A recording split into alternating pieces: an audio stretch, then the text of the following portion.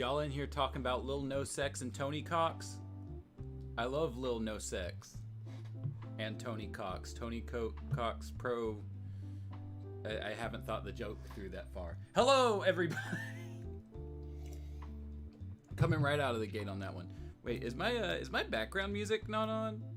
No, my background music is on. I'm just not.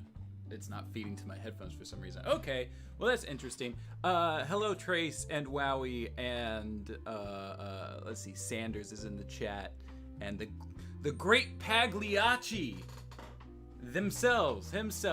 Pagliacci the clown, I guess, is a he, but I don't know the great Pagliacci, the YouTube comment box sensations gender. So I'm just gonna stay with themselves for right now. I heard about that Tony Hawk skateboard thing. I don't think, is Lil Nas X actually mad about that? Because I saw him, I saw a tweet that he popped out, and it seemed more jokey than actually mad, especially since, people have been doing, blood-infused stuff in, the rock scene and shit for, forever. I think he was just bringing it, back around to the Satan shoe, since his was, the most recent. I'm looking it up right now. Now that Tony Hawk has released skateboards with his blood painted on them and there was no public outrage, are y'all ready to admit y'all never actually upset over the blood in the shoes, and maybe you were mad for some other reason? Yeah, okay, so he's not. Is my camera just glitching out? On my end it's looking like it keeps doing weird glitchies. But yeah, okay, so he's not mad at Tony. He's just pointing out the hypocrisy and the lack of. Got it. That makes sense. I see you were drinking out of a sauce jar. Yeah, they're cheap cups. You finish your sauce, you got a brand new cup. It's the best. Tony Cox Pro Scorcher. I do really like the Tony Hawk games. Those are some of my all-time favorites.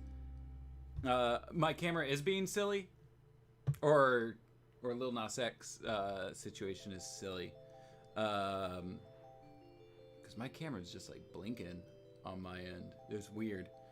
Your camera. Okay. I wonder if maybe it's. What if I switch over? Will it still be silly? Maybe it just had something to do with that scene layout. Wait, nope. I saw it going there.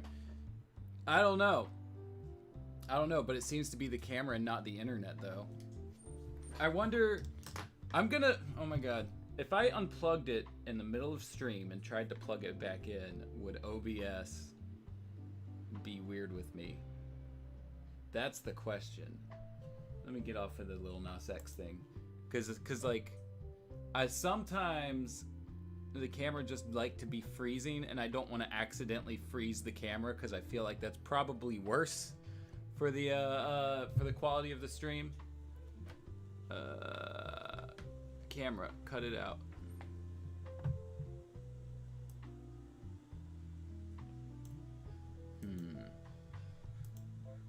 I don't know. I guess we're gonna try to roll with it. If it becomes unbearable and y'all feel the need to leave because of it, I understand. Especially I don't know if would this is the camera's glitchiness bad enough that it could trigger an epileptic seizure? Because if that's the case, then I would definitely feel better trying to fix it just in case. I don't want to accidentally pull a Porygon, and hurt somebody by the fact that I'm having technical difficulties.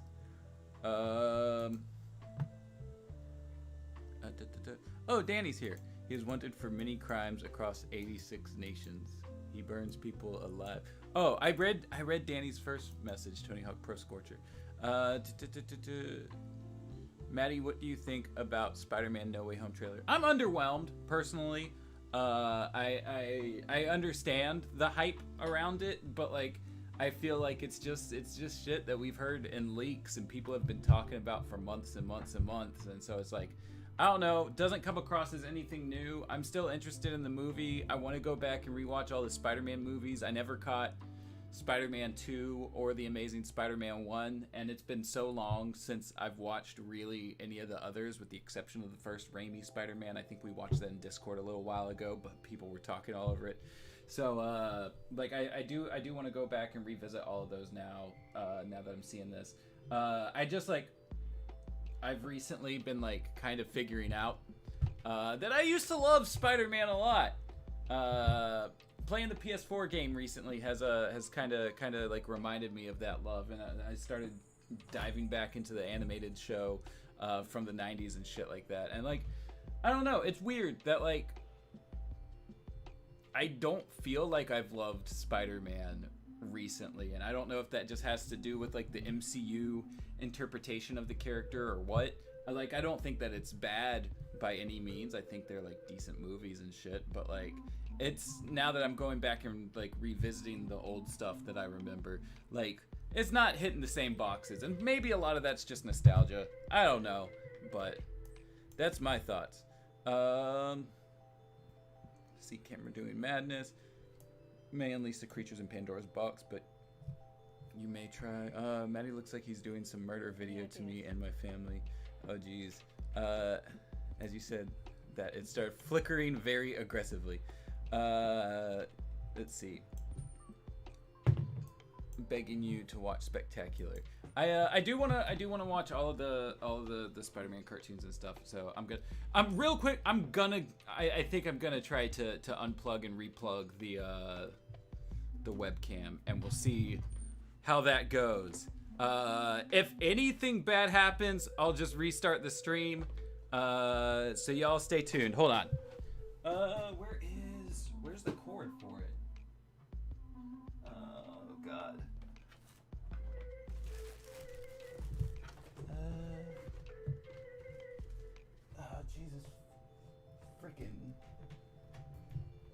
Jesus frickin' finger licking good. Okay, sweet. So it has absolutely just frozen. As y'all can see, I need to get a new chair. Hold on. Let me see. Let's see if we can do this on the fly. Video capture device. Let me see if I can edit that real quick. Transform. Properties.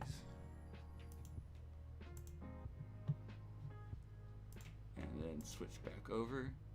Oh, there we go. Here I am. Sweet. Okay.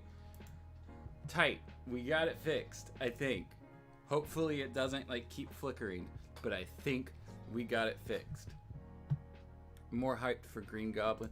Yeah, I've always been more Green Goblin fan myself, but that's also like partially because I haven't watched Spider-Man 2, like I said. I feel like that was around the time that like my love affair with Spider-Man started to flicker. When did that movie come out? Not Spider-Man 2. 2004. Yeah, so I was like turning 13, and I was doing that thing that teenagers do where like they have to pretend that they're cool and don't care about things they used to care about a lot. Not to mention that like the first Spider-Man was like a huge hit for my family, and so my brothers were consistently watching the first one and just running it into the ground, and I was like, I'm Spider-Man fatigued. My chair has been well loved by Archer and Penny. Ain't that the fucking truth? They really dig this thing. Though to be fair, I did find this at like a dumpster at my apartment like 3 years ago. I used to live in like student living and stuff, and they would throw away just like perfectly good furniture at the end of the year. And so I got this, and I got like a couple other cool things. I found a fucking Xbox 360. So, you know. Oh, Mercy Guyans here. Hello. Master Sanders. Speaking of Spidey PS4, let's give an F to the rejected proposal Easter egg. Are you talking about the Spider Cop? Oh, I'm psyched for Gabi too, but Melina is the main attraction for me personally. That's fair. Of course, because I'm here we're having difficulties. It's my black cloud of bad luck. Nah, I think we got it working now. Oh yeah, also, this is the channel debut of the Kill the Farmers t-shirt. I feel like we should we should make these as Watchtower database merch and like give Creeper a cut of them if we do that. But like I gotta figure out a video that would be like suitable for the shirt. And I think the only answer is for me to just do like a "This is why I love critters" video. So that people understand that the Kill the Farmers is an obvious joke, but I'll have to think about it. The one good decision I made at like 11 to 12 was deciding that I was not going to avoid that phase as much as humanly possible and just like what I like. I wish I could have done that. Hell yeah, y'all are excited about the Kill the Farmer shirt. I need to see the bit where Alfred Molina does Fiddler on the Roof while shooting Spider-Man 2. Yo, that is a good bit. I saw someone clip that into the trailer as A+ stuff. But I feel like that's enough. That's enough Spider-Man. We got the Spider-Mans all talked about. I think it's time to hop into the main attraction. The book. The book, that's the main attraction. I'm having like a brain fart. I was right before coming on, I was watching like some guy that was mad that Gonzo on Muppet Babies is confirmed non-binary. And so I was just thinking about that. And I was gonna say that's the main attraction and just go over to that instead. But that's not what the main attraction is.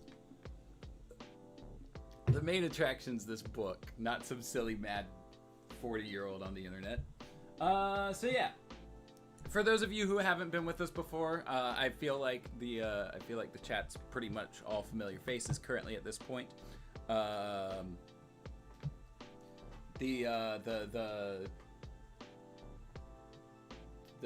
premise of what we're doing essentially is we read the book, we take notes for timeline and Will It Canon stuff.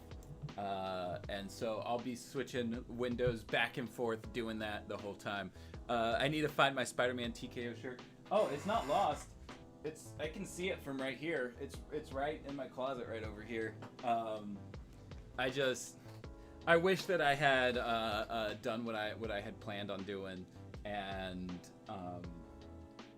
like edited the design and then made a one print shirt for it, because the fact that it says "come" on it makes it hard to wear out in public. But otherwise, it's a pretty daggone good shirt. Maybe I can take a Sharpie to it and just cover the "come" part, but I don't know. But the "fuck your hot dog addiction" on it, just beautiful. But yeah, so we're in chapter 7 of Justice League: A League of His Own. It is basically a Jon Jones story. We are not even a full year after Secret Origins, maybe a couple months after Injustice for All, and the Injustice Gang is back at it again with the white vans and the evil plans. And they're trying to steal... Could y'all not have a fire right now while I'm trying to read to people on the internet? Jesus Christ, how fucking inconsiderate. Only thinking of themselves when they set their apartment ablaze or whatever's going on. Can you believe it? Can you believe it? But yeah, so we have oh god, I don't even remember what it is they're trying to steal. They're trying to steal a device. They were trying to steal a device from it's the feds.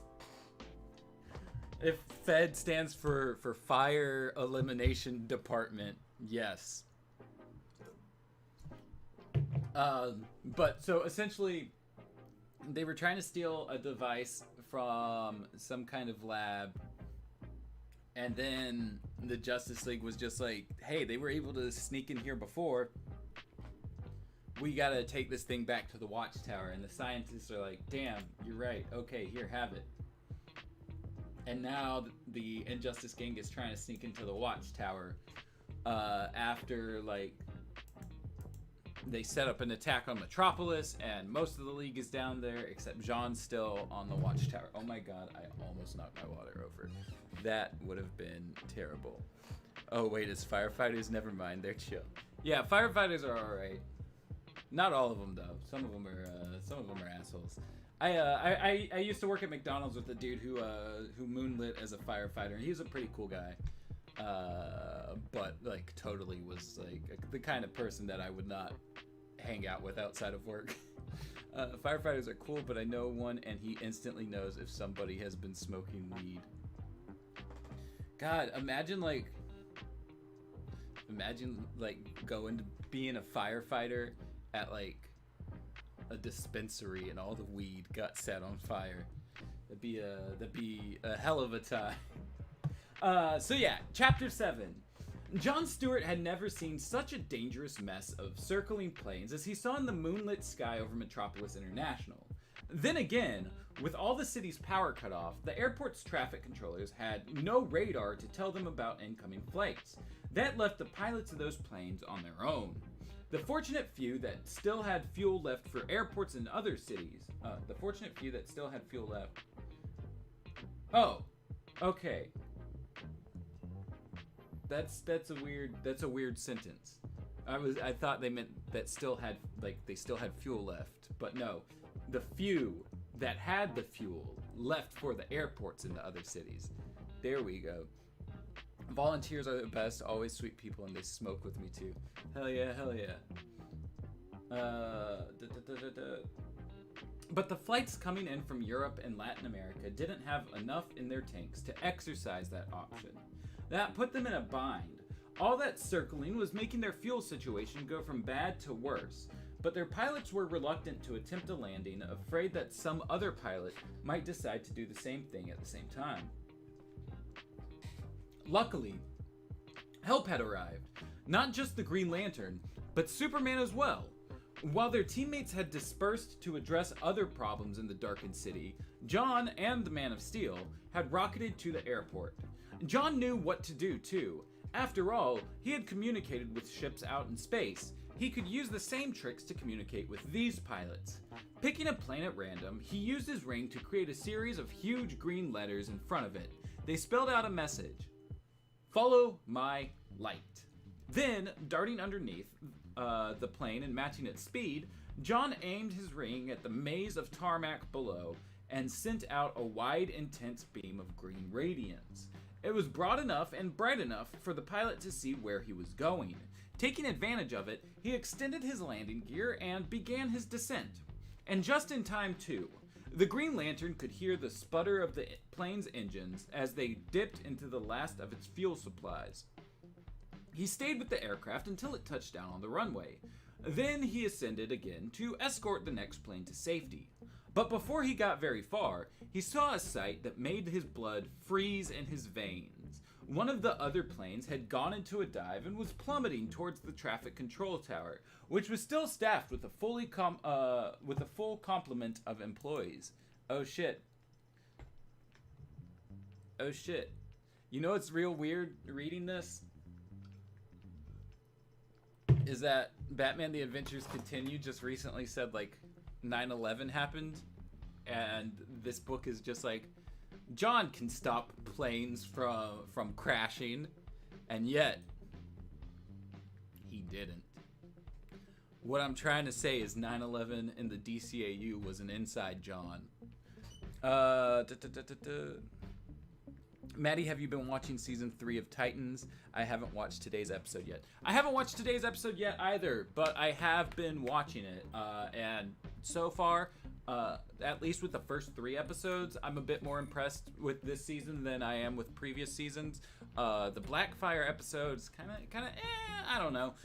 Maybe I'll like her more once she's like out of the jumpsuit and into the like Tamaranian garb and everything that the promo photos are showing. But otherwise, it's pretty chill so far. Wow, we went to oh no. Pagliacci with the bat stare intensifies. that's like the one bad thing about like reading all of this stuff as like an interconnected universe, because like technically it's supposed to be like done that way, but like obviously there's just, with the amount of writers and stuff that's like from one thing to the next, there are things that like aren't gonna click until someone like me goes and experiences it all for the sake of YouTube comment and is like, hold on a second.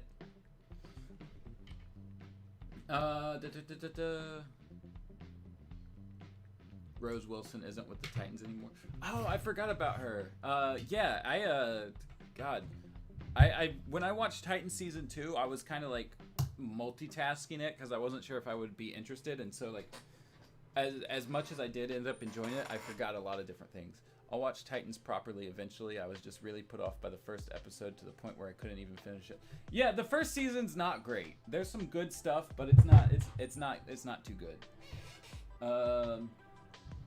Let's see. Where were we? John had no time to waste. Using the power of his ring at full throttle, he sped towards the helpless aircraft. It's going to be close, he told himself, and even if he did reach the plane in time, he was going to have a devil of a time pulling it out of its dive.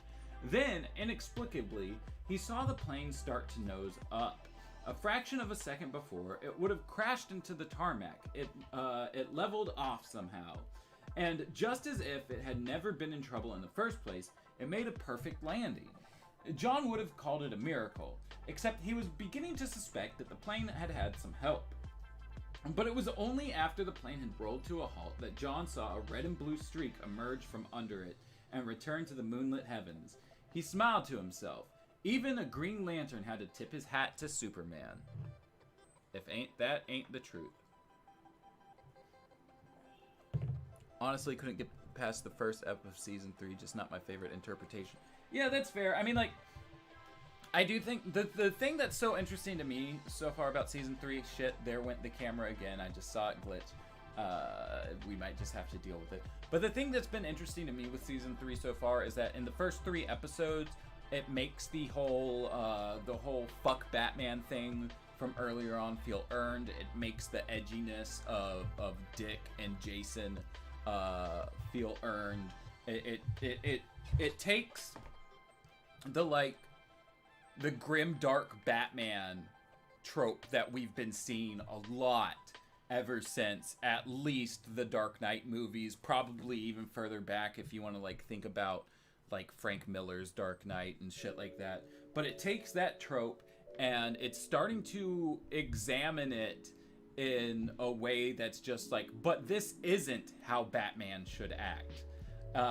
Whereas a lot of those films or stories or whatever have just been like, yeah, but isn't it cool that Batman's sweet and edgy and brutal? And like Titans is essentially telling us like, hey, we've seen so many versions of Batman that act like this, but we've never really seen them dive into what that means for the people that he surrounds himself with. And on that level alone, it feels like they're just deconstructing that trope and completely like repudiating. Is that the word I'm looking for? They're saying that maybe this isn't what we refuse to accept or be associated with, deny the truth or validity of. Yeah. So that's close enough. But like they're basically just saying like, you know, this isn't what we should be having in Batman, like, because it affects the rest of this world, kind of situation. And so I appreciate them for, you know, having the what is it? Not the courage, but like the wherewithal, I suppose, to like analyze that further than most people have, and to basically say that like, hey DC, we've been making a lot of missteps with this character.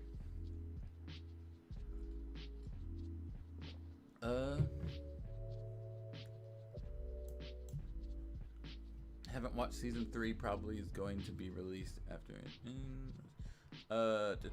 Ka-chowdy. Hey, Amy, how's it going? Do you think the first episode of Doom Patrol's third season will wrap up the whole Candlemaker thing? Probably. I need to rewatch Doom Patrol season 2. I watched the first season so many times when it first came out because we were doing content on it and stuff, and then I only watched season 2 the one time because we weren't doing content on it because our whole story got kind of hold up there for a minute. But so yeah, I do need to watch that second season again. As soon as Bruce said he was leaving, I was like, good, you psycho. I didn't know Doom Patrol was still going. It is, and it's season 3 comes like next month, I think. Did you ever watch the Suicide Squad? Yes, loved it. It was a lot of fun. All-Star Batman and Robin take on it. Okay, back to the book. Or I guess, hold on, real quick. We did get a couple. Europe and Latin America were mentioned, so I will. Chapter 7. Europe and Latin. Oh my God, I hit the caps lock on accident. Latin America as locations. Row below 1, 2, 3, 4, 5. There we go. All right. Superman guided the plane down until it could land on its own. Then he soared back into the heavens to find yet another aircraft in need of his help. He didn't know how many more of them were up there, but he knew he had to work quickly. He was determined not to lose even a single life to Luthor's handiwork. What bothered him was that he didn't know why Luthor had sabotaged the city's power grid. It couldn't just have been out of spite. There had to be a reason. Just then, he heard a voice in his ear.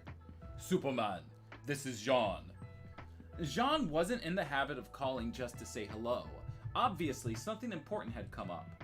The Injustice Gang has invaded our headquarters, the Martian Manhunter continued. They are moving through it even as I speak. Superman's jaw clenched. The Injustice Gang? In the Watchtower?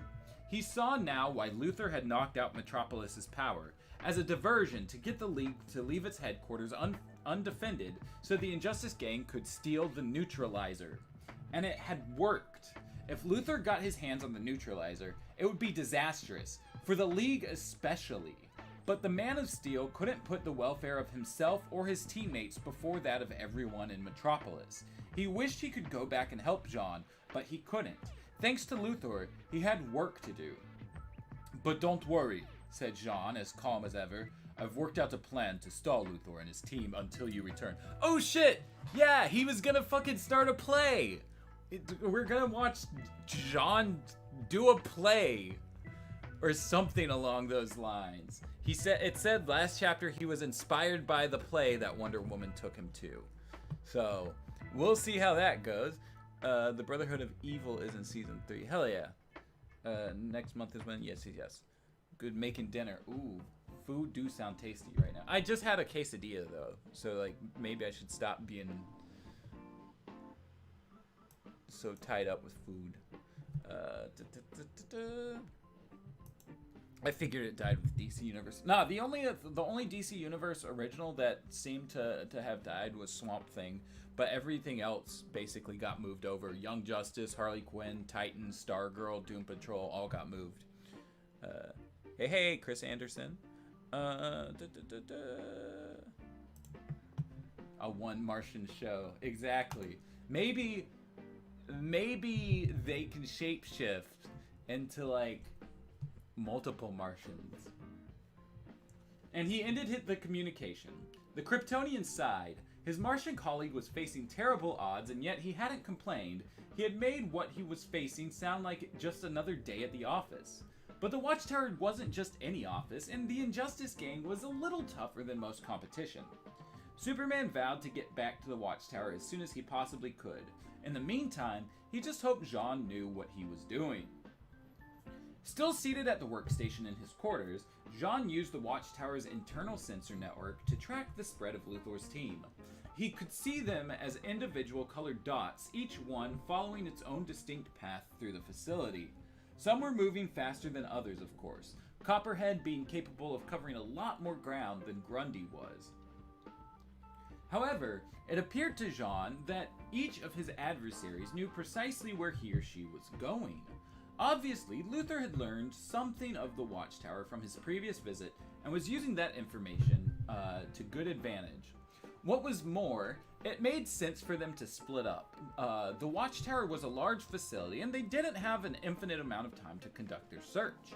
Last time Luther's team invaded the Justice League headquarters, Jean had met them head-on in the shuttle bay and been given reason to regret it. This time, he had decided, he would handle the problem a little differently. Hey, Rodtropia, I don't know if you are in the stream, but if you are, thanks for subscribing. YouTube subscribers kind of just come in, whether they're in the stream or not. Hungry. Yeah, I feel that. Jean does a one Martian show with shadow puppetry and their shape-shifting. Does anyone know when the Injustice movie will be released? No, we don't have any information on that. Warner Bros. Likes to be kind of one movie at a time deal, and since Long Halloween Part 2 just came out, it'll probably be a little bit of a while before they like announce the release date of the next movie. Is Injustice the next movie though? I know we've got a couple movies that have been announced. I know Injustice, and I know that Catwoman movie just got announced that Greg Weisman's working on, and I think there was another one that I'm blanking on.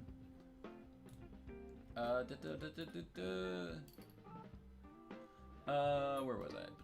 This time he decided he would handle the problem a little differently. He would wait until they were isolated from one another and deal with them one at a time, and he would do so in a way that would give them all reason for concern. Jean decided to begin his campaign with the most powerful member of the Injustice Gang, the mysterious woman known as Star Sapphire. As it happened, she was also the easiest to identify by virtue of her power energy signature. Apparently, she was headed for the League's trophy room, where Jean and his colleagues stored artifacts they had accumulated in their travels, some of them extremely valuable. It was a logical place for Star Sapphire to look for the neutralizer. It wasn't anywhere near the trophy room, of course, but the villainess had no way of knowing that. Catwoman... Yeah, hold on.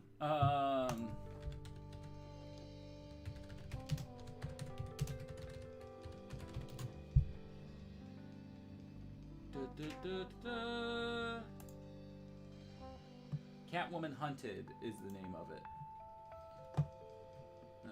Open the article. Yeah, this is the first image that we've got. Voicing Catwoman is Elizabeth.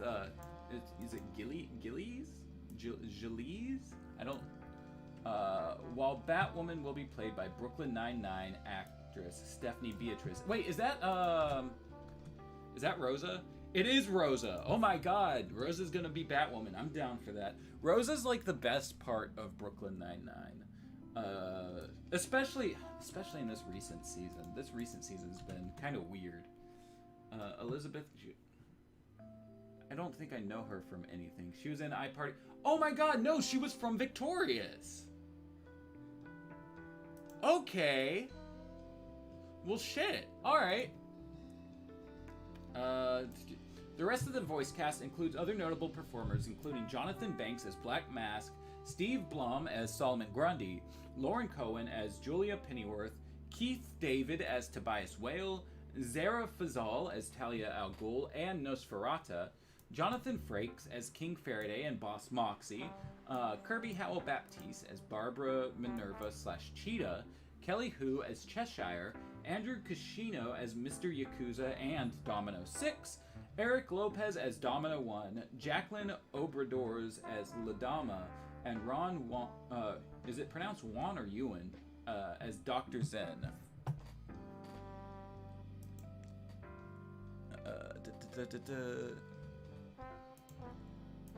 Jade West versus Rose Diaz. I'm so down for it. I'm behind on Brooklyn Nine-Nine, but Rosa was like the best character alongside Terry and Captain Holt. Yeah, the new season's really weird because like it tries to tackle like the systemic problems with policing, and it means well, but like it's also framing it as like but it's just some bad apples. Like it's not all of the cops. It's and like it. I feel like it would have been much more interesting had it like went and looked back through, because like there are some things that I've noticed like in this season where they're trying to be cognizant of it that I'm just like, if a cop did this in the real world, I would have a problem with it. And it would have been interesting had they gone back through like the first 8 or so seasons and like rewatched it and been like, these things that were done and played off as jokes probably would have had real world impact, that would have, you know, been cause for alarm, and we should bring that forward to, you know, explain how like it's all fallible. Like there's issues with the entirety of the thing that go past just the like the unions and the you know, getting tied up in paperwork and all that kind of stuff.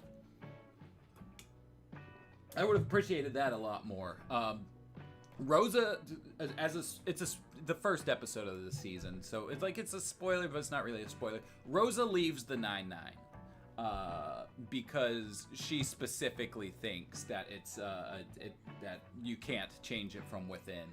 But everybody else is still at the 9-9, and Rosa is still a consistent part of the show. So it's like, it doesn't even really matter that she's left, because she's still working with them as a private detective, doing her own thing. Oh boy, I'm really psyched for Keith David's Tobias Whale. That's just a perfect casting choice right there.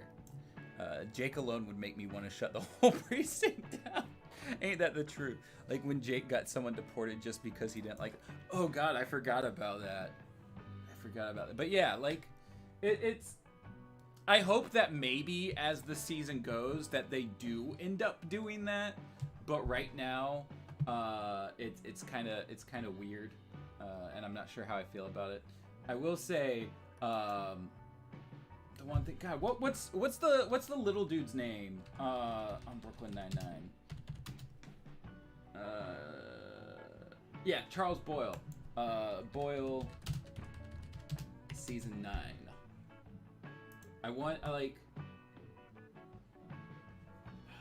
Where is it? Boyle's doing like the whole like Uber lib thing of like trying to be like, I see you, I hear you, I feel you, to Terry and Captain Holt, and he showed up to work in like the Native African garb or whatever it's called. God, he did the whole. He showed up in like all of this shit to the precinct, like not just the scarf but the hat and everything. Kinte, that's it.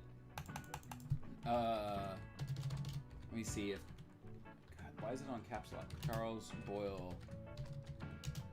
And like, I appreciate that they're framing him as like just a complete idiot, and that all of that stuff is just so dumb.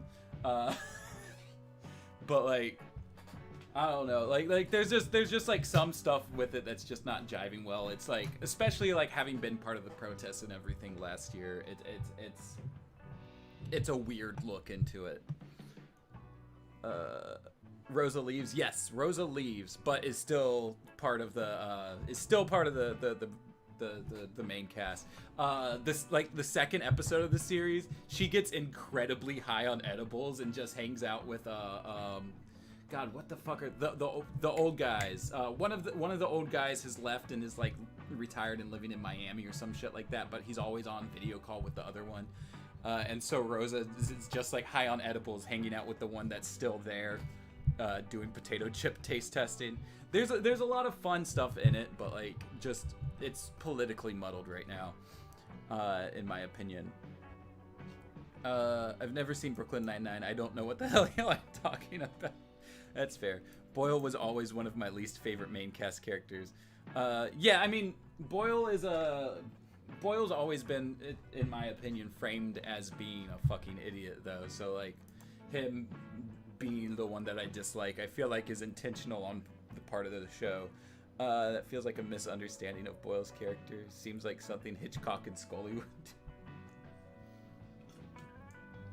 Yeah, I think it's Hitchcock is still... No, Hitchcock leaves. Scully is still with the precinct. Hitchcock retired. Oh shit! Yeah, watch The Good Place. It's fantastic. It's God, that show made me cry. Where were we? I think at the top of the page. Rendering himself immaterial, Jean descended a couple of levels and entered the wall of the trophy room. Then he breached it with his face ever so slightly, just enough to allow himself to see out of it. Star Sapphire hadn't yet entered the room. The League's trophies, ranging from a bust of the demon Etrigan to a replica of Aquaman's exquisite Atlantean scepter,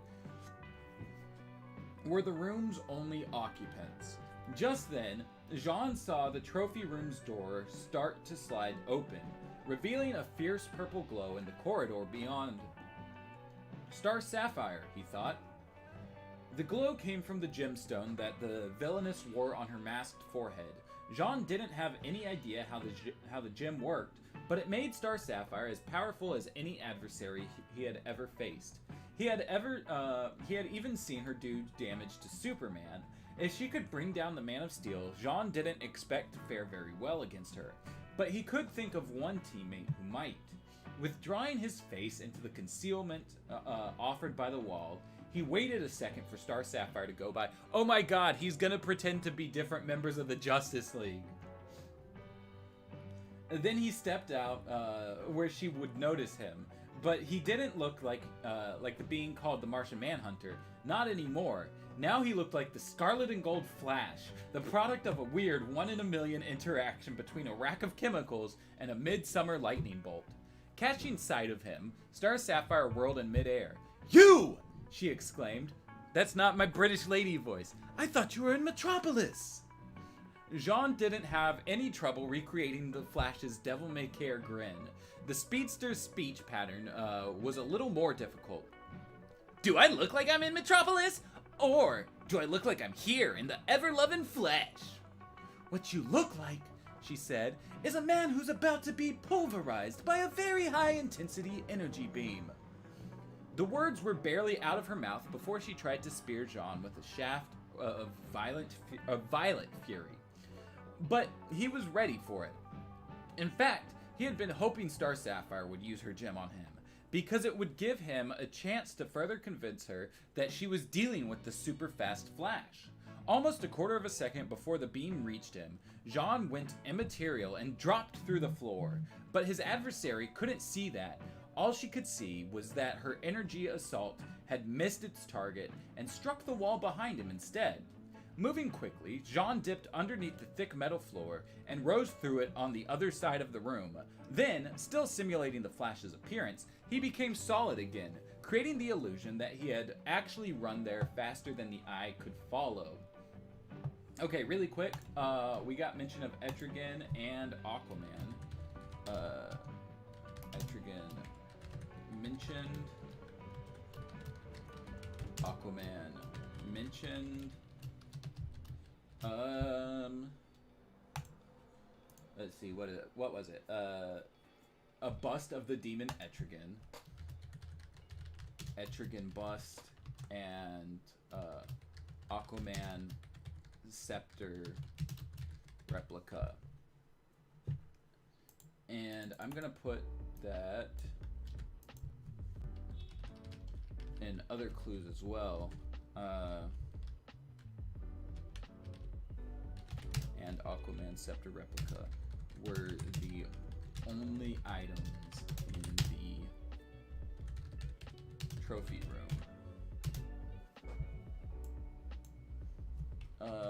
And Flash's origin is said to occur in midsummer.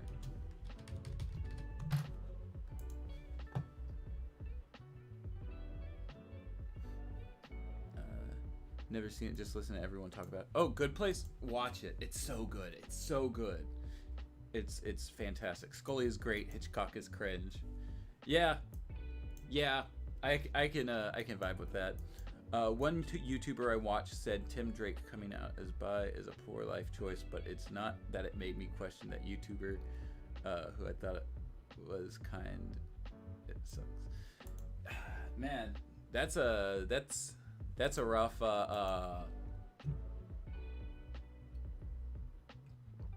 I don't know why anyone would say that. That's a bummer. Like, I mean, I know why someone would say that, and it's homophobia, essentially. Like, I can understand if someone like thinks that it's a poor writing choice for like ABC reason or whatever, but like framing it as a poor life choice is kind of fucked up. OMG.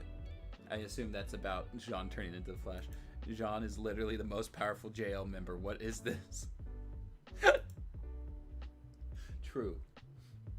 The Good Place and Community are the two main sitcoms I'm curious about checking out the most, but I have way too much stuff to get through. I really enjoyed Community as I was watching it, but like when those last seasons came out, it had been so long since I had watched it that I had completely forgotten what was going on and just was not attached to them at all. But I also have a feeling that a lot of it probably didn't age too well. If I remember correctly, like it's specifically like a Dan Harmon production, and yeah, Dan Harmon went on to do like Rick and Morty and shit like that. So like imagine that kind of humor, but coming out in between 2009 to 2015. Just feels like there's probably some cringe stuff in there. Jean humbles himself too much. True. Good Place is the best sitcom. Also true. Hey, Crazy Duplicate, how's it going? Queen of Sodor, cops are cringe. Also true.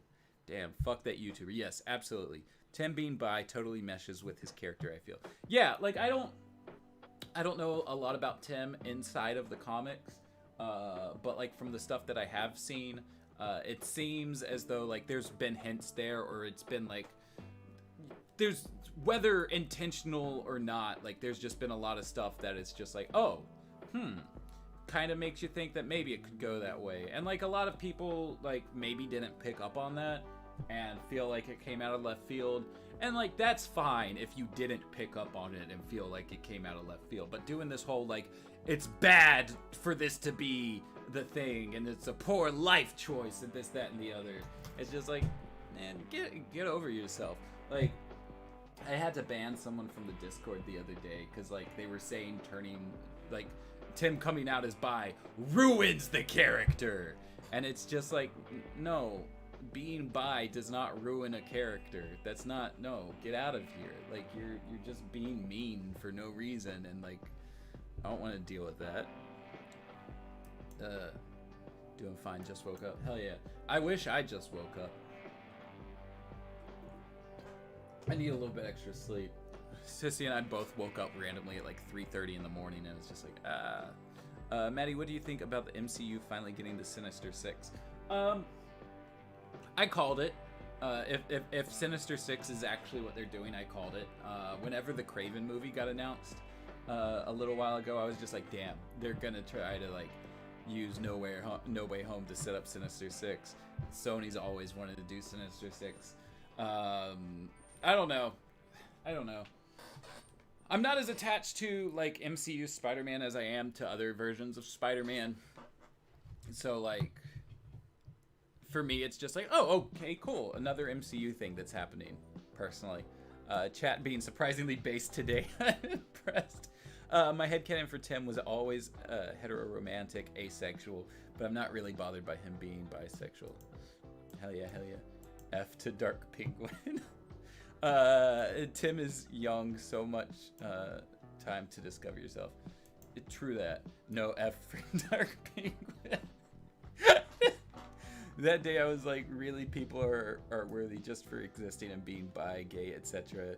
Is a realization it's not just random, and it's a full part of you on the inside, not your full identity. Yeah, for sure. God, there's a rumor going around right now that they might be writing John Kent to be queer, and shittily enough, that rumor was started by Ethan Van Sciver, and I kind of called him out yesterday, and he name searches all the fucking time and like retweeted me and like tried to dogpile me by saying he agrees with me that it's good for. I mean, my tweet said, even if Ethan's right, like, queer Superman would be dope as fuck. Ethan doing his I'm right thing right now is just a weird ego stroke thing. And LGBT people are cool and good. And he retweeted me being like, ha ha ha ha ha ha ha, we agree. And I'm just like, okay, why are you trying to send a dog pile my way if we agree? And like, people just start commenting on it, and I'm just like, nah, it's all good. Me and your Comicsgate daddy agree. He's a fucking weirdo, and gay Superman's cool. So like, get out of here.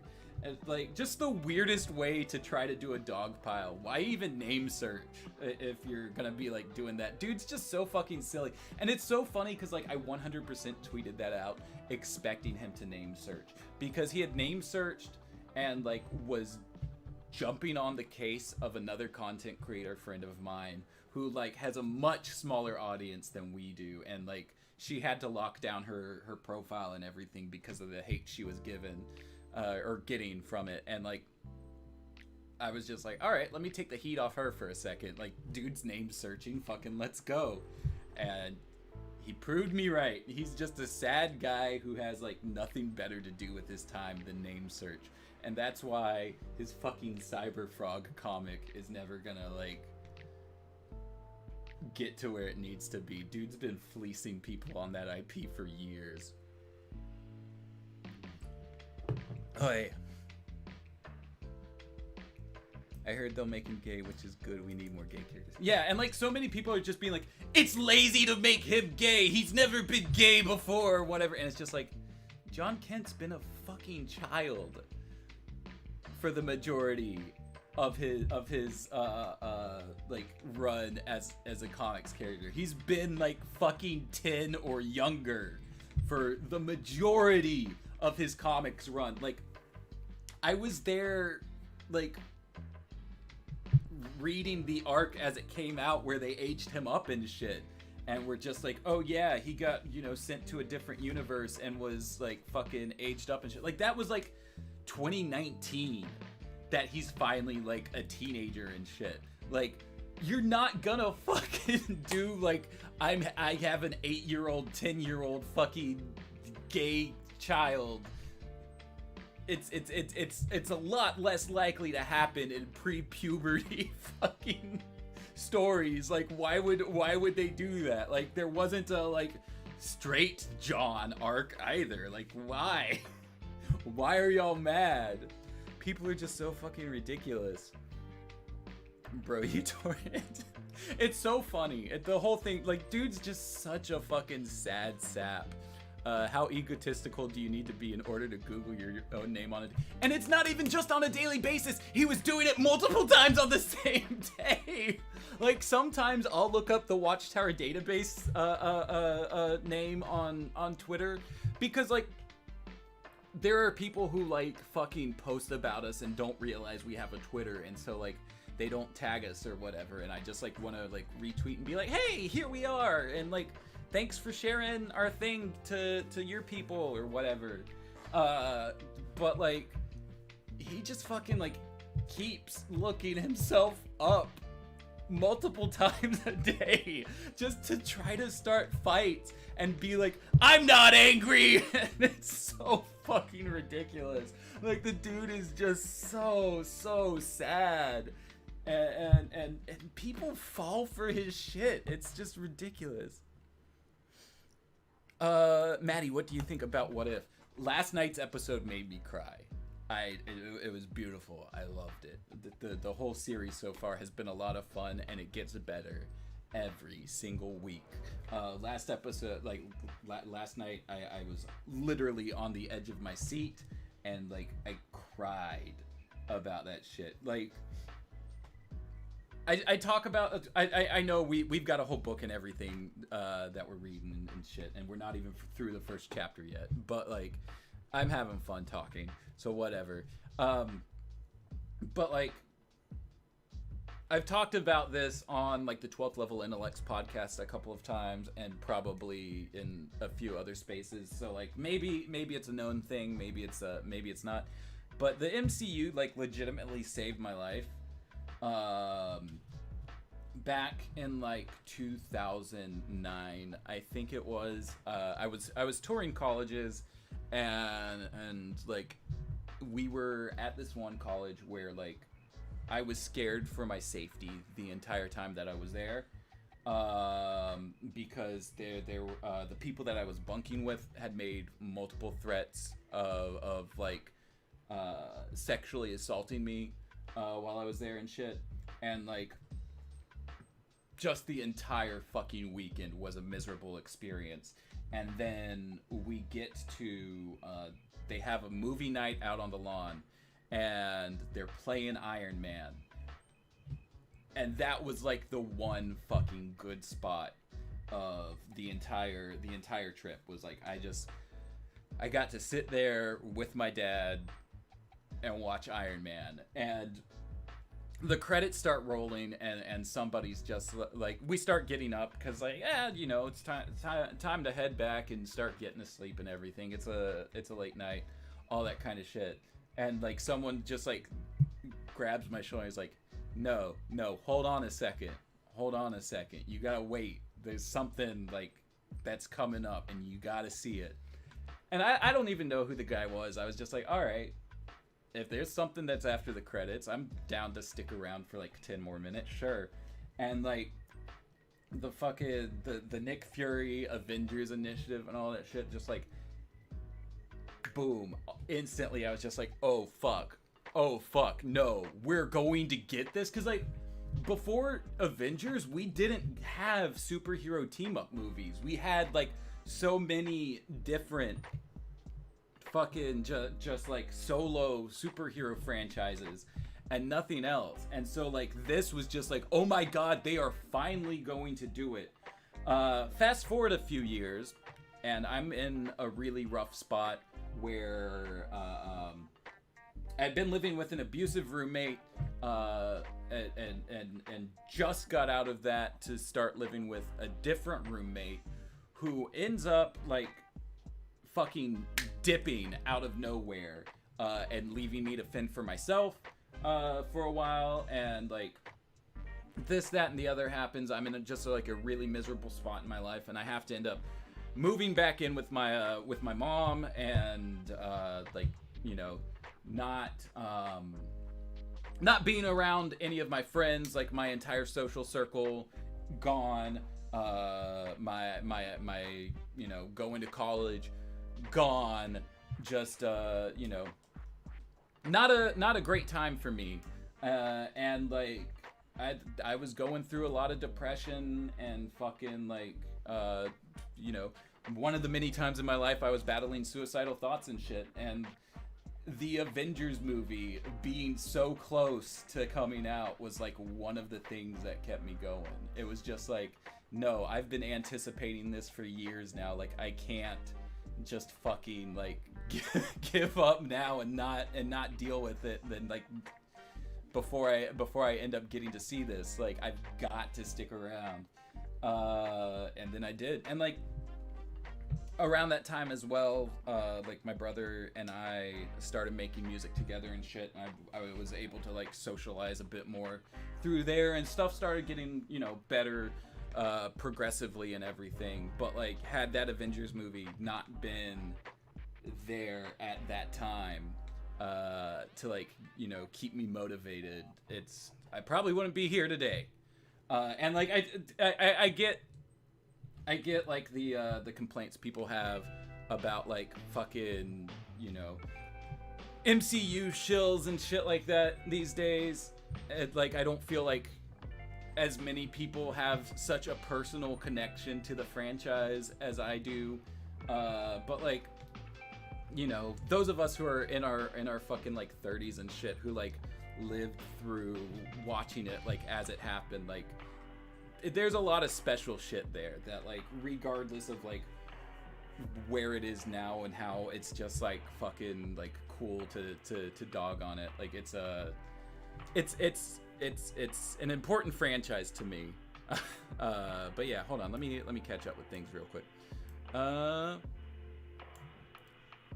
But like, yeah, so going back to that, just last night's episode of What If, like,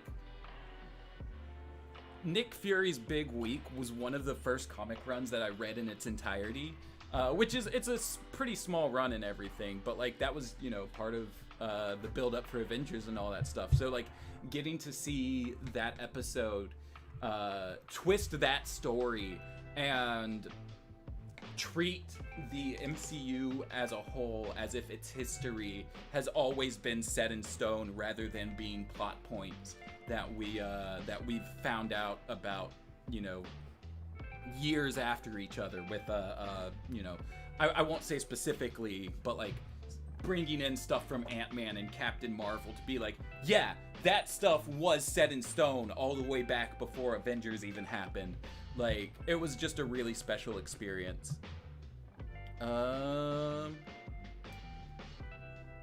Let's see.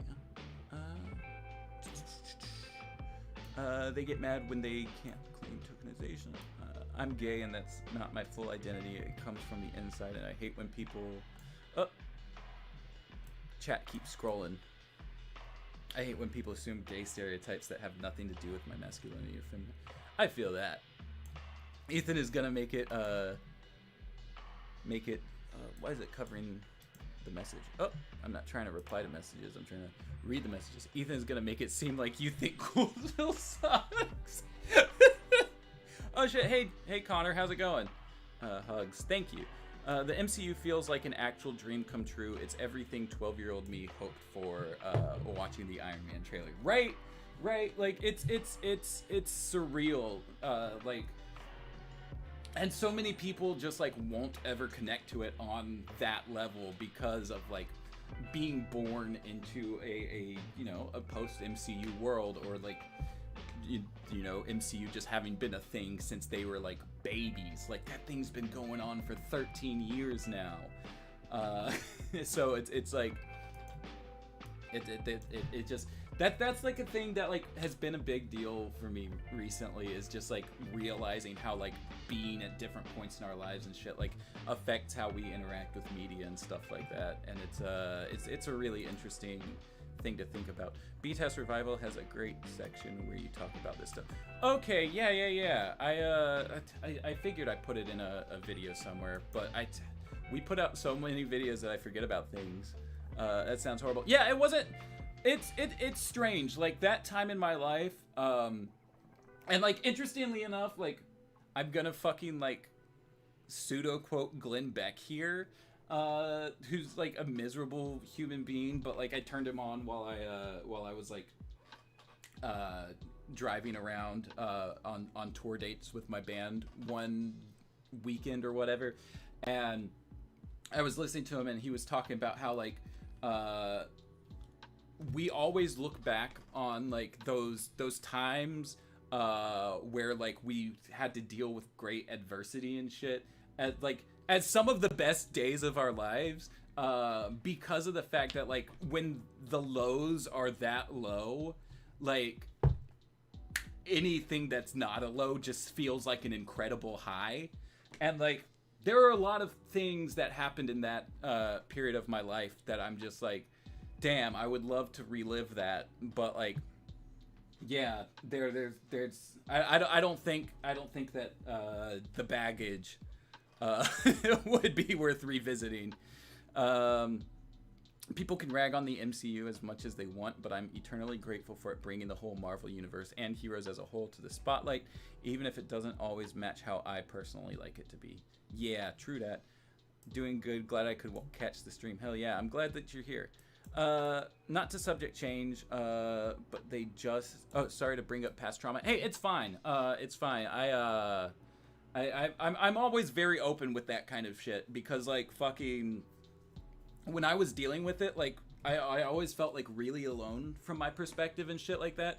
And so, like, I've always tried to be really open just because, like, if anybody else is going through anything, like, I don't want them to feel like, you know, that they're alone kind of situation. Like, I like,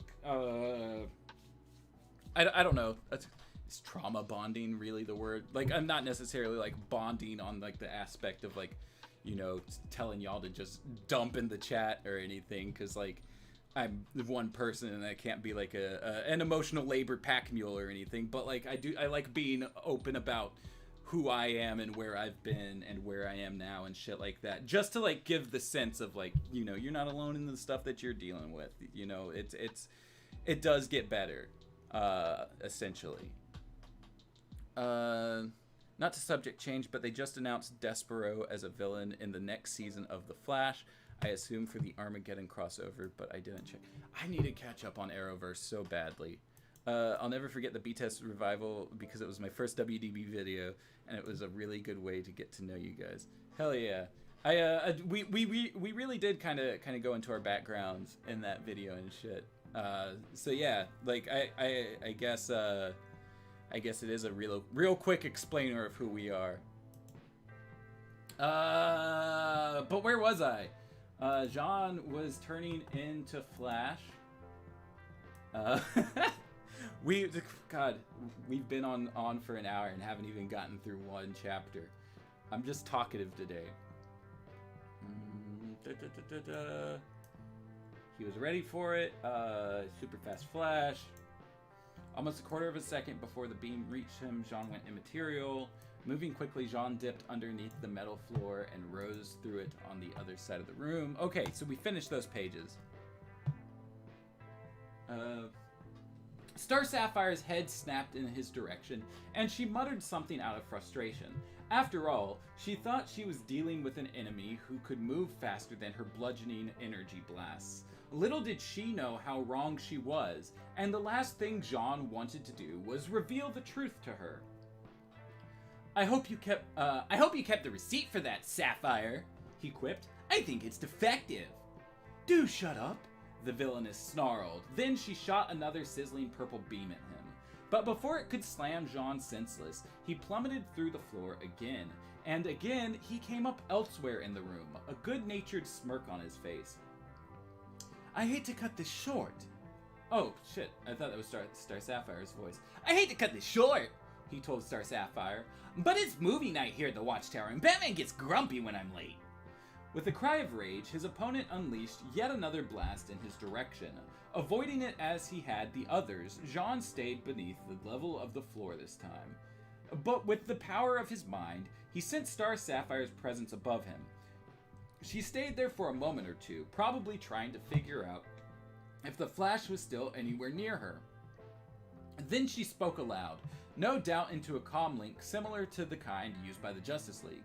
Luthor, are you there? Jean could hear the Mastermind's response in Star Sapphire's mind. What is it? That's not a good Luthor voice. What is it?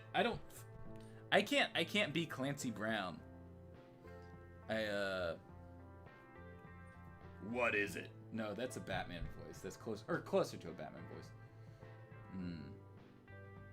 This place isn't as empty as you said it would be. The Flash is still here. Jean felt a pang of accomplishment. His masquerade had been every bit as effective as he had hoped. Impossible! Said Luthor, his voice laced with disdain. He went down to Metropolis with the others! Did you see him go down? asked Star Sapphire. I mean, the Flash, specifically. Of course not, but why would he stay? When you see him, said Star Sapphire, you can ask him. I would have done it myself, but our encounter was a bit too brief. He just ran circles around me and then took off. There was a pause in the conversation. It seemed to Jean that Luther was absorbing what he had heard, wrapping his mind around it. Keep looking for the neutralizer, he said at last, no longer quite so dismissive. I'll get back to you. You do that, said Star Sapphire. Then she started blasting away at the rooms built in titanium lockers, determined to examine their contents. If Jean had any doubts that Luther was after the neutralizer, he had them no longer, but he couldn't linger there, not if he was going to succeed with his plan. For now, Luthor and his henchmen thought there was only one hero defending the watchtower, but if all went as Jean hoped it would, they would soon think there were 2 heroes, then 3, and then the entire Justice League. With that purpose before him, Jean cast his mind like a net over the watchtower, scanning it in search of another invader. Okay, chapter 8. Real quick.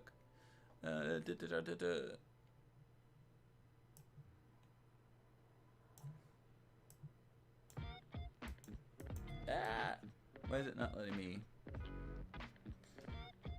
We've literally been just talking in chat for an hour. We've been reading too, but yeah, it's been a lot of talking. Nothing wrong with talking. That's what the live streams are for. It's for us to you know, come together and chit chat. LMAO, not sure what I've missed, but this seems special. Oh, not much actually. We just finished the first chapter for the day. Essentially, we found out that Jean's idea of putting together a play is him pretending to be the Justice League members as the Injustice Gang is storming the Watchtower. Let's see. Star Sapphire snapped her neck. What movies does Batman like? Not a Wonderful Life. He could never get past the title. Just do Mr. Krabs for Luthor. I don't even know if I can do a Mr. Krabs. I could try. Hey, me boys, me just want some money! That's a terrible Mr. Krabs.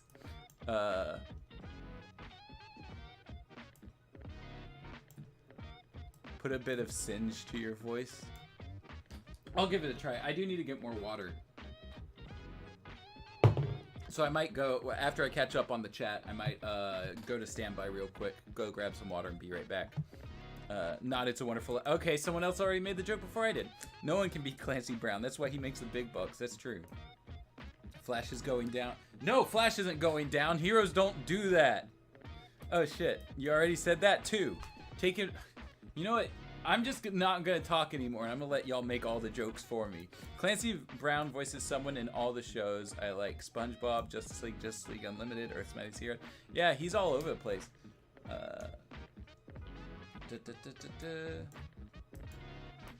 Hey, Maddie, I watched Masters of the Universe Revelation. I thought it was pretty good. Hell yeah. Yeah, I really enjoyed that show.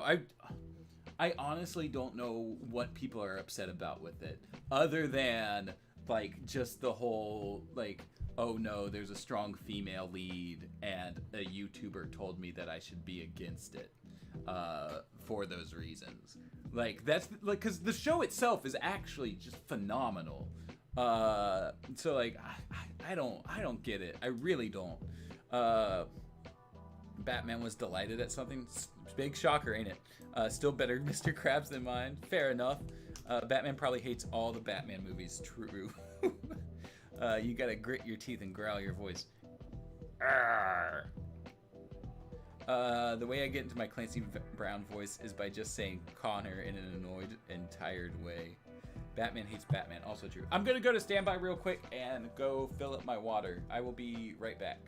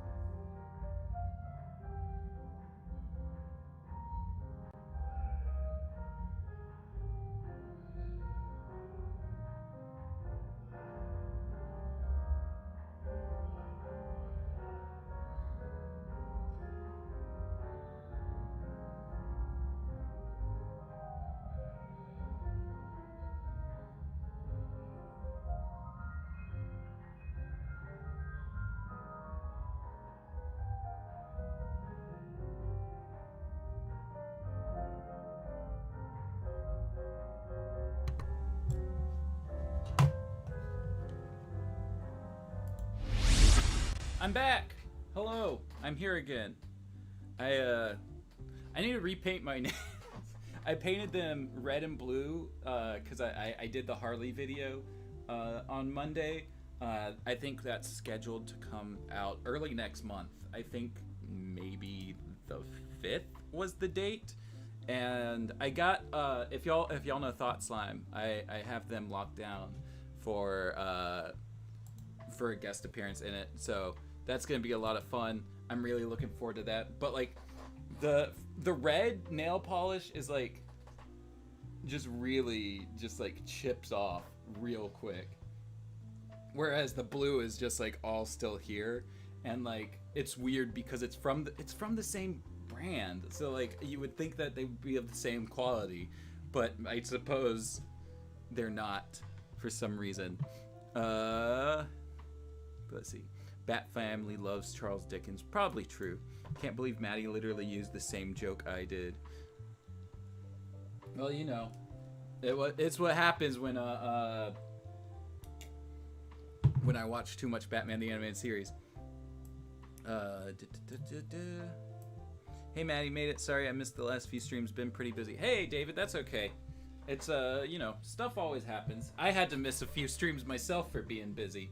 So it is what it is. But we're gonna hop into chapter 8 now. Oh, my light's falling over. I got some new books in the mail today. For those of you who are on Discord, you've probably seen that I'm trying to like turn my my floppy comic collection into trades. So I've been looking on eBay for like pretty cheap trade collections and stuff.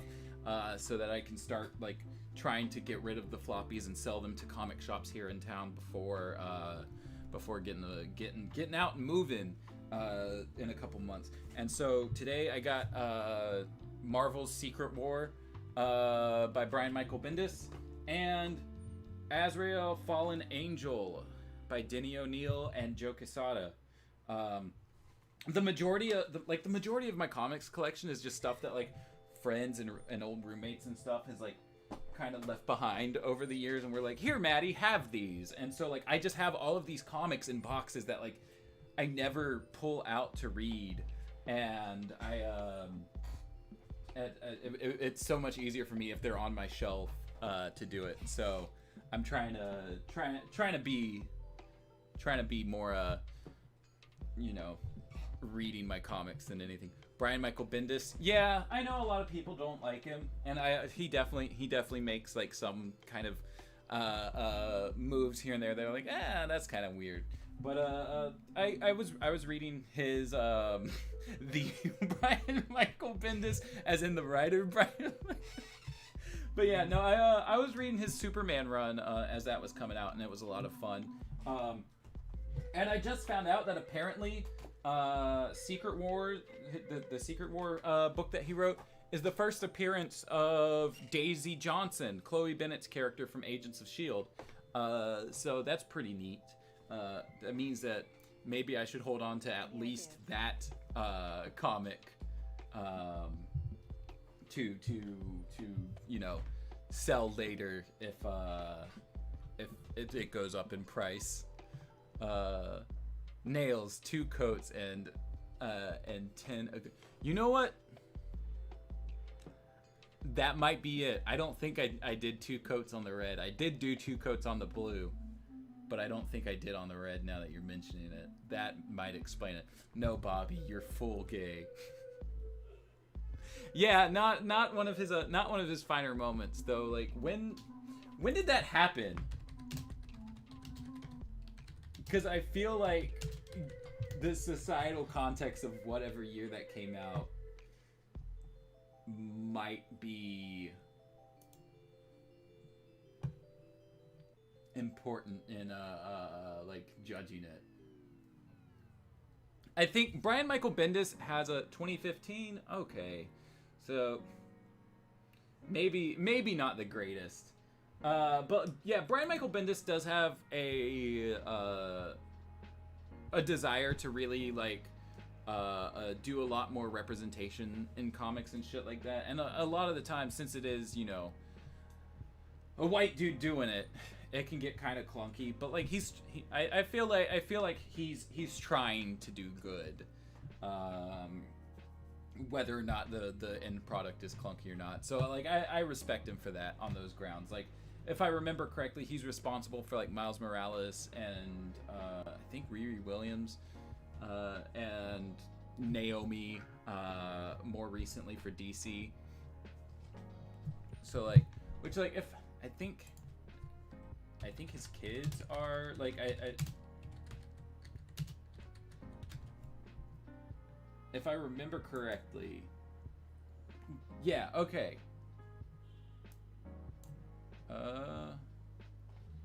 Yeah. So he's like got an interracial family and everything, and so like oh, those aren't his kids. But if I remember correctly, like I've seen him talk about having, yeah, okay, here they are. Here's his children. He's got an interracial family and has like very much been about like trying to make sure that they're able to see themselves in comics, and if he's got to be the one to, you know, be like, hey, I'm gonna create characters for my kids to relate to, then, you know, power to him. Like he definitely does clunky shit. I will not deny that at all. But like I think he does more good than bad, personally. But where were we? Chapter 8. I feel like Danny or Wowie's about to clip that and send it to Rock or something. Oh Jesus, Discord shit. The Flash had visited Metropolis many times before, but he had never seen it quite like this. Every building in the city was dark and dead-looking. The streetlights had all been deprived of life as well. Even Metropolis's bridges looked like the stiffened corpses of colossal insects. There were only two sources of light: the ghostly glow of the moon and the stabbing brilliance of automobile headlights reflected in store windows and the metal bodies of other cars. The Flash had never seen so many cars. The streets were choked with them, their drivers striving desperately to get somewhere despite the loss of power to the traffic control grid. An occasional motorist was still honking his horn out of frustration, though most people seemed to have accepted their fates. In fact, some had abandoned their vehicles altogether. He was weaving among them, headed for the heart of Metropolis to see what emergencies he could find, when he heard a disturbing report on a car radio. As quickly as he was moving, it wasn't easy for him to catch more than a few words, but he overheard enough to know what the problem was and where to find it. Changing direction so quickly that he melted the asphalt beneath his feet, he sped toward a commuter railway hub just north of downtown. When the Flash got there, he saw that the radio report had been right on the money. Unfortunately, skidding to a halt, he surveyed the damage. Oh, unfortunately was the end of a sentence. Whoopsie. Had been right on the money, unfortunately. Skidding to a halt, he surveyed the damage. Nasty, he thought with a shudder. With the city's Luther-induced power outage plunging rail lines into confusion, two big commuter trains had collided head-on. Luckily, they seemed to have stopped in time to avoid destroying each other. However, both head cars had been damaged and derailed, and on both sides of the darkened tracks, armies of passengers were being treated for their injuries by a mere handful of paramedics. Approaching one of them, the Flash said, "I'm here to help. What can I do?" I didn't even read it in his voice.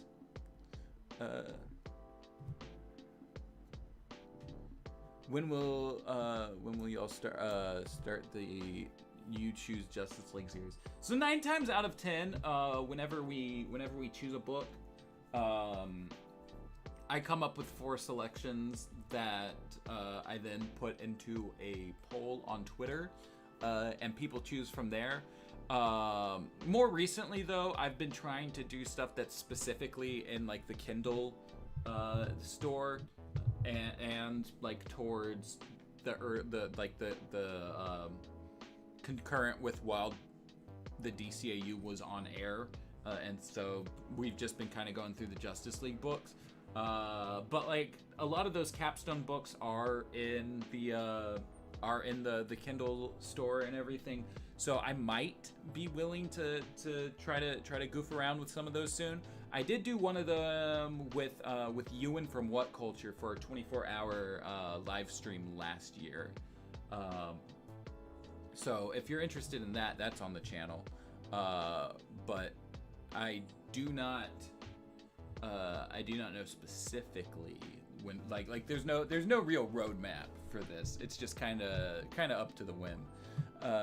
Rock sitting in the snipers as we speak.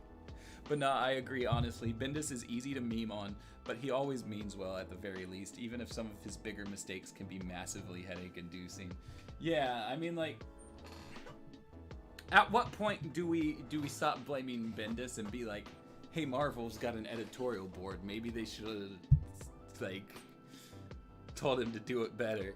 What's the point of a choose-your-own-adventure book if they already choose the Justice League for you? I mean, but they don't choose the rest of the adventure for you. You can choose that yourself. But yeah, that could be a fun thing to do on here. Kind of get the chat involved. Okay, really enjoy this content. Hope you guys start the capstone books soon.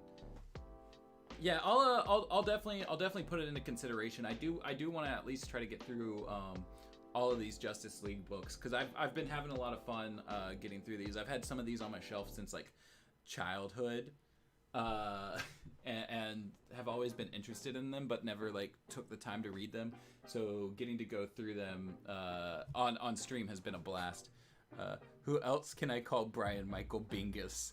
You could call Danny Brian Michael Bingus. I get the impression that people get pissed off about Bendis a lot, and I don't get why. I just think it's the clunkiness of some of his writing. He does also like get incredibly wordy at times, and like it'll cover the art and shit, and it's just like, man, why even have an artist at this point?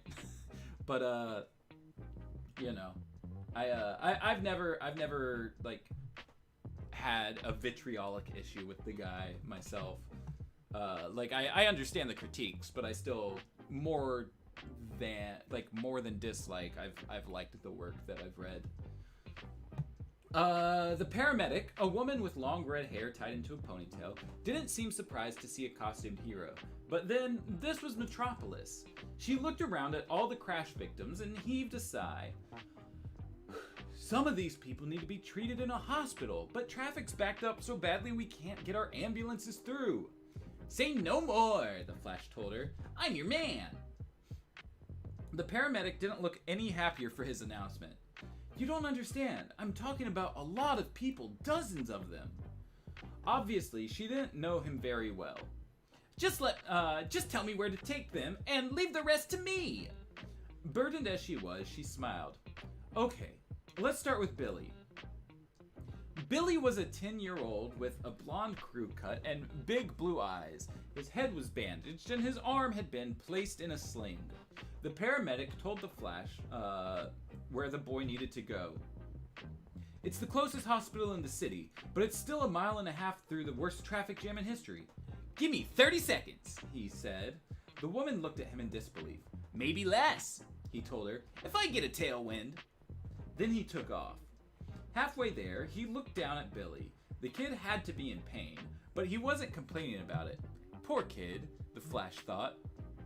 Maybe he had been on his way to see his grandparents, or a ball game, or the circus, and because of Luthor, he was on his way to an emergency room instead. It didn't seem fair. On the other hand, these things had a way of balancing themselves out, and the next time the Flash caught sight of Luthor and the Injustice Gang, he intended to do his share of the balancing. Leaning down until his mouth was next to the boy's ear, the speedster said, Next stop, a place where they'll take good care of you. And thanks for riding the Flash Express! Then he skidded to a stop in front of Metropolis General, turned the boy over to a waiting team of physicians, and motored back to the scene of the wreck. Alright, real quick.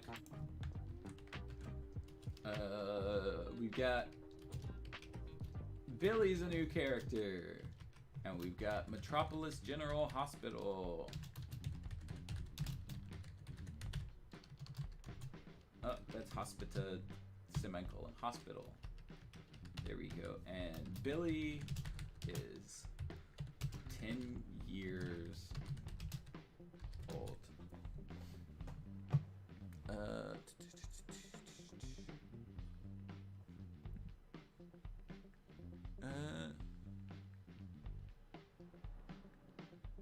Let's see. This is the fun thing about being a big name in the comic book world. The editors are all afraid to stand up to them. Damn. Yeah, I could see that being the case. Oh, I didn't mean to grab that. No, get out of here. You're covering the chat. Get out. Go away. I accidentally clicked like a pop out on someone's name, and now it wants to just cover the chat. What if I... Oh my god. Why won't it just leave? Why can't I get these pop outs to ever leave? Oh my...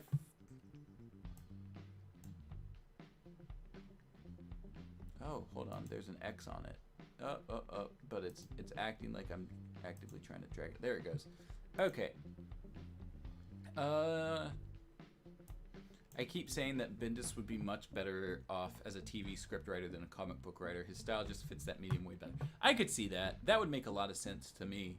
As someone that used to be a Brian Michael Bendis fan, I could get into why I don't like his writing, but I feel this isn't the place for that. That's fair. Is she mistaking the Flash for Green Lantern or something? Everyone mistakes everyone for the Green Lantern.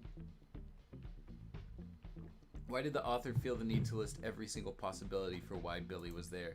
Feels like padding. I don't know, just to kind of get you like into the headspace of Flash, I guess. Luthor had given everyone an assignment.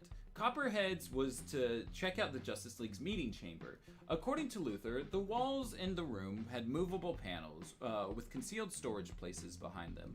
Moreover, he knew what to do to make the panels move aside. What a waste of talent, Copperhead thought. After all, he could contort his body to get into places other people couldn't.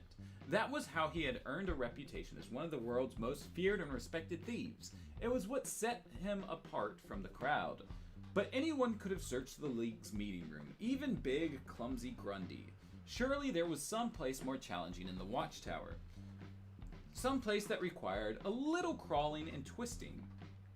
He was still thinking such thoughts as he entered the room and got a look at the big round table that dominated it. It made him want to laugh. Who did these Justice Leaguers think they were? King Arthur? Could they have been any more pretentious? And what did they talk about around their table anyway? Which criminals they had put away? Once the Injustice Gang found the neutralizer, it would be the League that got put away for good. As Copperhead moved around the table and approached the walls with the secret panels, he made sure to keep an eye out for the Flash. He didn't know what had made the speedster stay behind while the rest of the League rushed off to Metropolis, but he knew from experience not to underestimate the guy. After all, Copperhead prided himself on his quickness, but the Flash had him beat in that department, hands down. Stopping in front of the wall opposite the entrance, Copperhead recalled Luthor's instructions. Then he placed his hand on the metal surface just where it needed to be and applied some pressure. Instantly, the section of wall under his hand slid away, revealing a compartment about 6 feet high and about 3 feet wide. But it was empty. Copperhead couldn't even find any dust inside it. Of course, there were 3 other hidden storage spaces. Maybe he would have better luck with one of them. He was about to find out when he heard something behind him, the hiss of a door sliding open.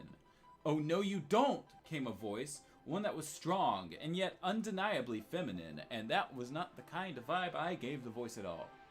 "Oh, no you don't." I don't know. How do I do a strong feminine voice? I'll figure it out. Copperhead twisted around just in time to see a powerful red, gold, and blue figure hurtling toward him, her long black hair streaming back from her starred tiara. Wonder Woman? He thought. Where in blazes had she come from? Luckily for Copperhead, he was used to heroes trying to flatten him.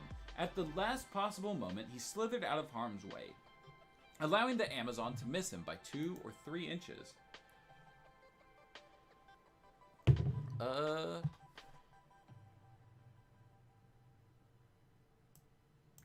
It's me, your girl, Green Lantern. True, you did draw yourself as Green Lantern. One day I will own a home with bookcases that move to hide things.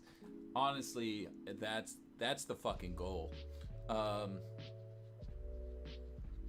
Like secret passages and computer control panels. I thought Maddie said Luther gave everyone in the Sidemen. A la Amazing Friends style.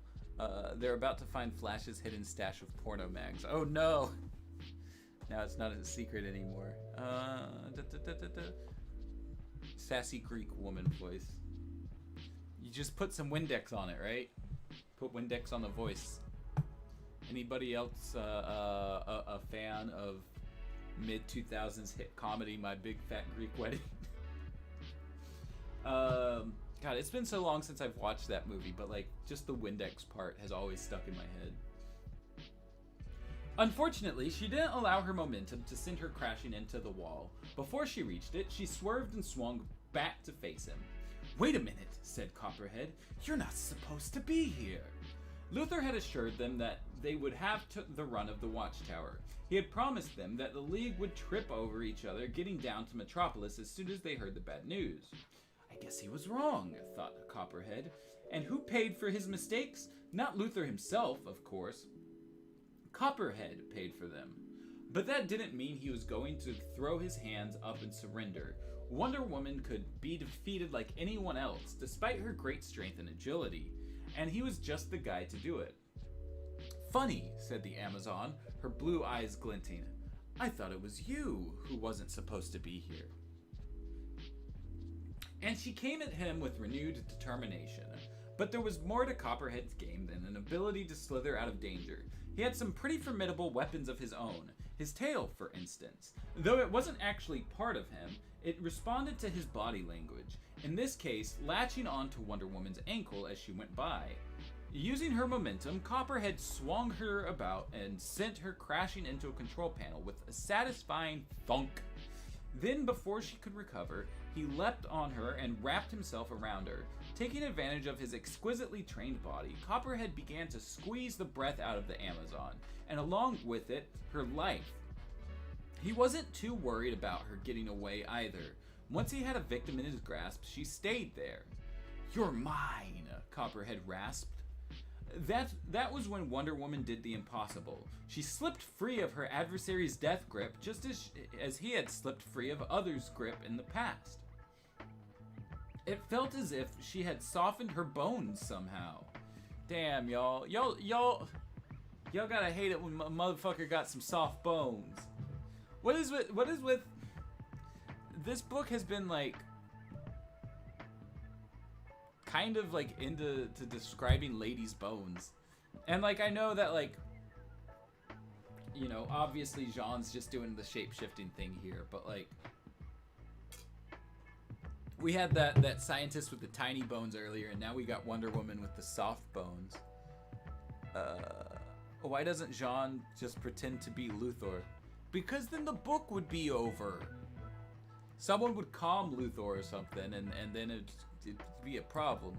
Imagine if the inner monologue of Copperhead saying Wendy isn't that OP was suddenly gets punched out by Jean or Diana. True.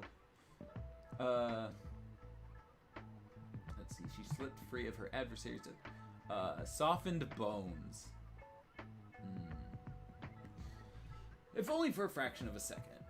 Copperhead hadn't known she could do that. Luthor hadn't said a word about it in all their briefings.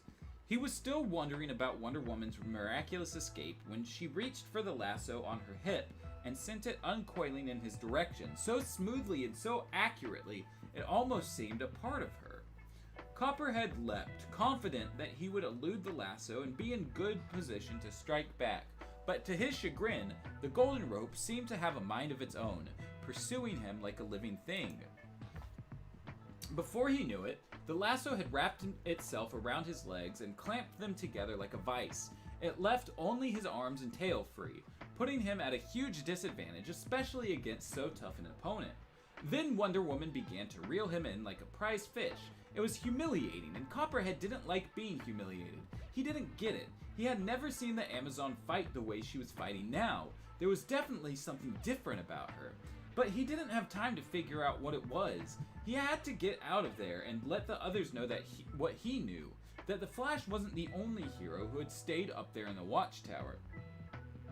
Using a trick he had learned a long time ago, Copperhead twisted his legs at the ankles suddenly and created a little slack in Wonder Woman's lasso. Then he capitalized on the bit of extra room by wriggling free, just before the Amazon could get her hands on him. "Adios," he told her, pretending a bravado he didn't feel. Then he darted out of the meeting room and sped down the corridor, itching to tell Luthor how badly he had miscalculated. Hawkgirl saw the angry red blaze from afar, about the same time Wonder Woman did. It was hard to miss, considering it was the only significant patch of light in that part of the city.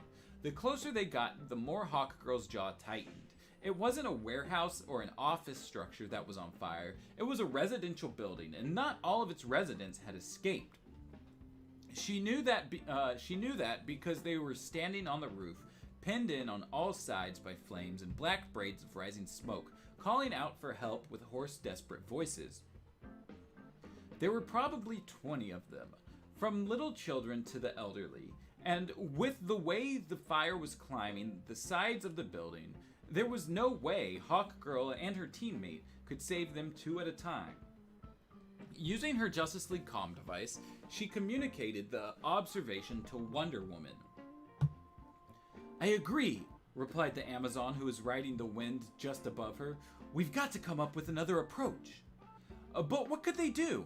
Hawkgirl looked around at the surrounding buildings and the streets below them, frantic for some kind of inspiration. And just like that, she found it. "Wonder Woman," she said, "follow me. I've got an idea." And she swooped toward a building a couple of blocks away. Hawkgirl's teammate didn't question her. She just put her hands out and veered after her. The Winged Avenger hoped that Wonder Woman's faith in her was justified. After all, she had never tried anything like this before, either on Earth or on Thanagar. Stopping in front of the building, she surveyed the blue tarpaulin? Heavy-duty waterproof cloth, originally of tarred canvas. Wouldn't that just be tarp? A tarp? I don't...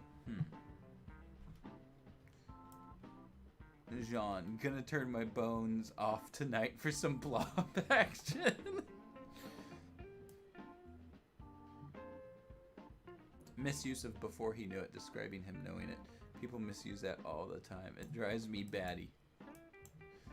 Ride the wind. Where was I?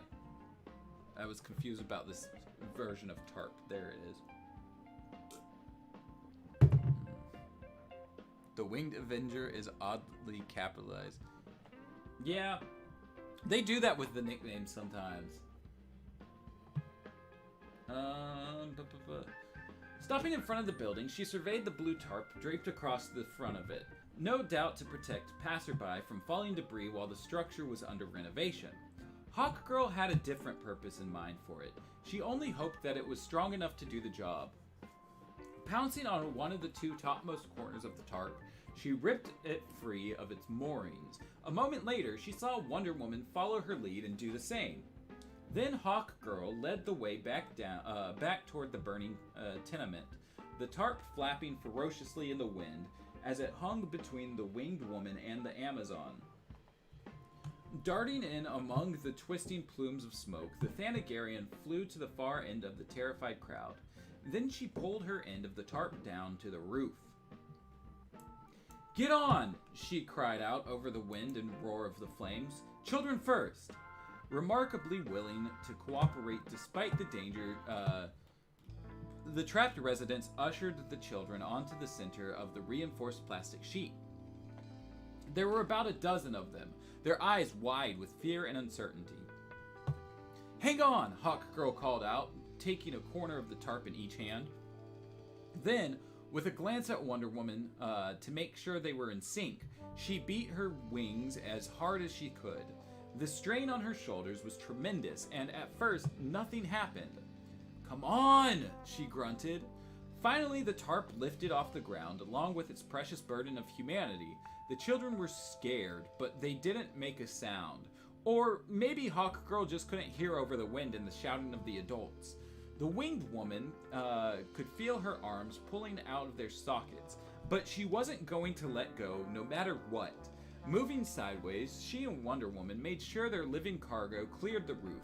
Then they descended and set it down on the street below. It felt wonderful to be relieved of the children's weight, but it felt even more wonderful to see them scamper to the far sidewalk where they would be safe for the moment. Then Hawkgirl got a new grip on the tarp, made eye contact with Wonder Woman, and rose into the air to go back for the adults. Oh, and that's the end of Chapter 8. Right before we hit the 2-hour mark. Well, it took us an hour a chapter today. Besides, I thought Captain America was the Winged Avenger. But, I actually wonder, is that like a Winged Avenger?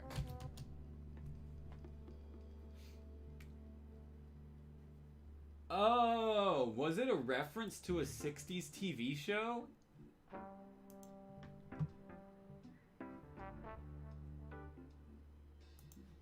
Well, maybe they were just trying to be silly.